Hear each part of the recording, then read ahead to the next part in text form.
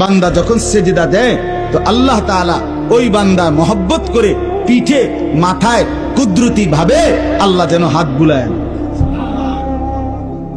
হাত বুলায়, আল্লাহ যেন মায়া করে, আদর করে। আনিস, আসছো না, আমাকে সেজদা দিলা, আচ্ছা উঠো, ইরফা রাসাক, তোলো, মাথা তোলো, বসো। তো বান্দা বসে। তো আল্লাহ তাআলা বলে, আচ্ছা তো আর কিছু বলবা? তো বান্দা বলে, আত্তাহিয়াতু লিল্লাহ ওয়াসসালাওয়াতু ওয়াত-তাইয়্যিবাত। আল্লাহ বলে, আচ্ছা আমার প্রশংসা করছো, ঠিক আছে, খুশি হলাম, আর কিছু? তো বান্দা এবার বলে, আল্লাহুম্মা সাল্লি আলা মুহাম্মদ ওয়া আলা আলি মুহাম্মদ, মানে পুরাটা আর কি।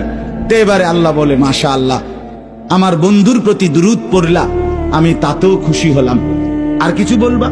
তো এবার বান্দা বলে, রব্বুল আলামিন, সেজদা দিয়ে আপনার কাছে আসলাম, আপনার প্রশংসা, আপনার বন্ধুর প্রশংসা করে আপনার খুশি অর্জন করলাম।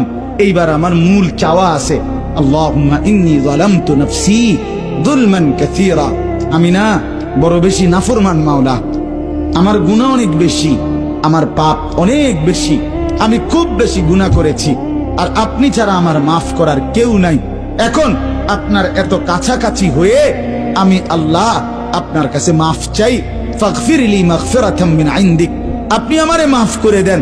খোদার কসম, রব্বুল আলামিন বলে, দরজায় দাঁড়িয়েও যদি কোনো দুনিয়ার কারো কাছে, কোনো ব্যক্তির দাতার কাছে, দুনিয়ার কোনো দানশীলের কাছে দুয়ারে দাঁড়িয়েও যদি কেউ হাত পাতে, সে তো তাকে ফিরায় দেয় না। আর আমি যার মাথায় হাত বুলাইলাম, মার পিঠে হাত বুলাইলাম, আমার এত কাছে আইনা বসাইলাম, তাকে আমি ফিরায় দেব কেন? যা তোকে মাফ করে দিলাম। এই জন্য নামাজের সালাম ফিরাইয়েই সে আবার হালকা আওয়াজের সাথে সাথে বলে আল্লাহু আকবার। মানে কি?